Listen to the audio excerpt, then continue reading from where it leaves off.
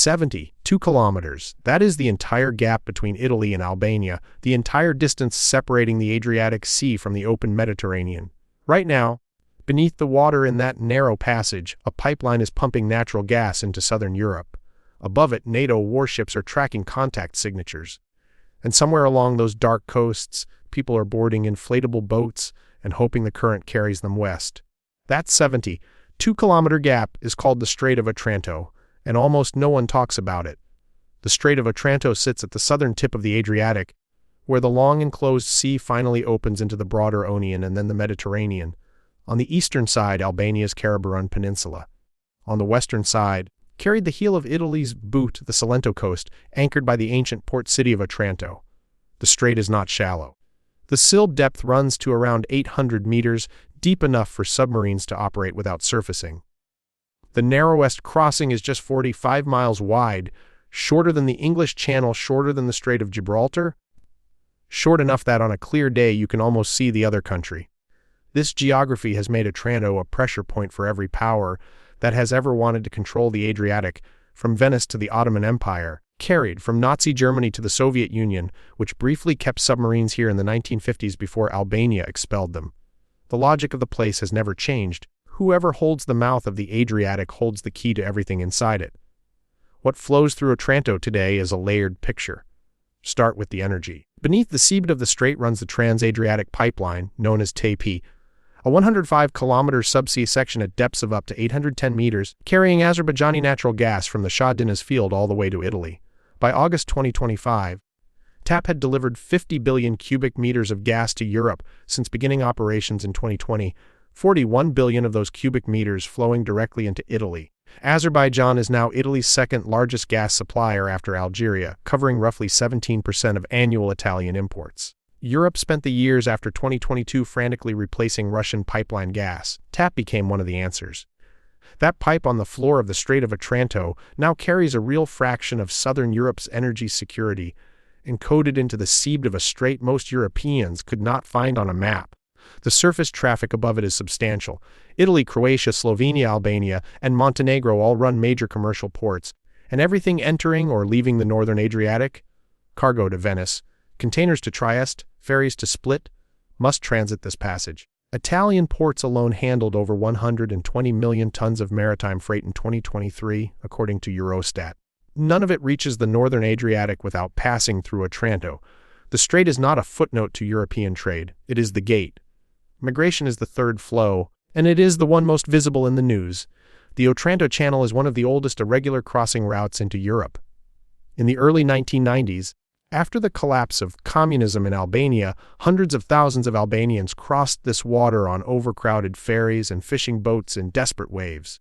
The images from 1991, the ship Vlora arriving in Bari with 20,000 people clinging to every surface, became one of the defining photographs of the post-Cold War era.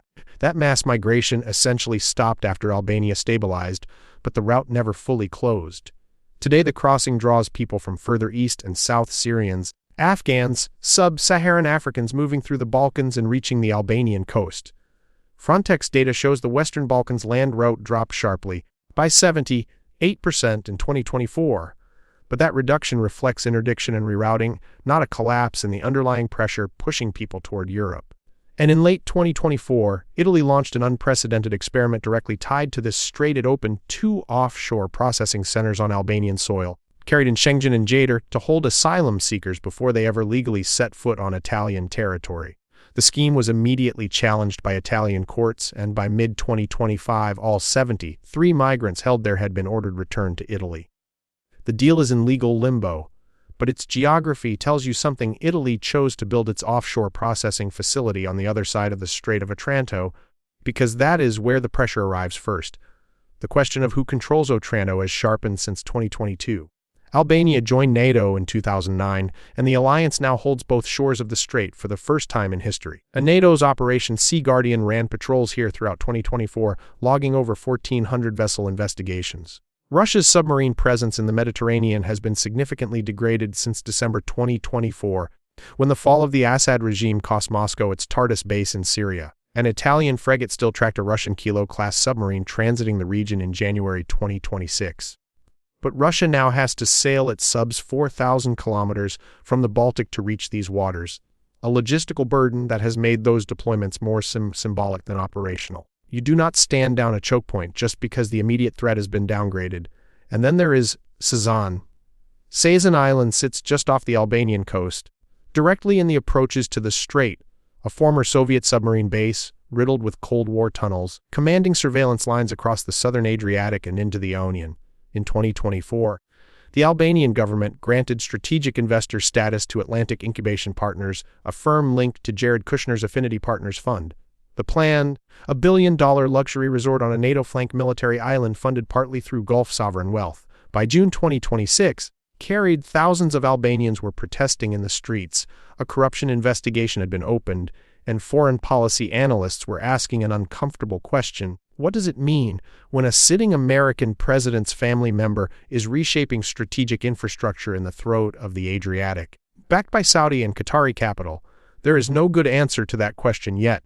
Close both shores of Otranto and the consequences stack up fast. Natural gas stops flowing through TAP. Azerbaijani supply, 17% of Italy's imports, goes silent. Adriatic trade, the ports of Venice, Trieste, and Ancona.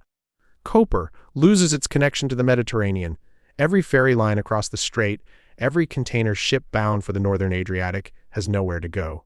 NATO's ability to reinforce its southeastern flank by sea becomes contingent on holding a passage that is suddenly contested. The migration pressure does not stop. It just reroutes, searching for the next gap in the wall. Otranto has been a choke point for the Adriatic since the Greeks named it. Venice understood it.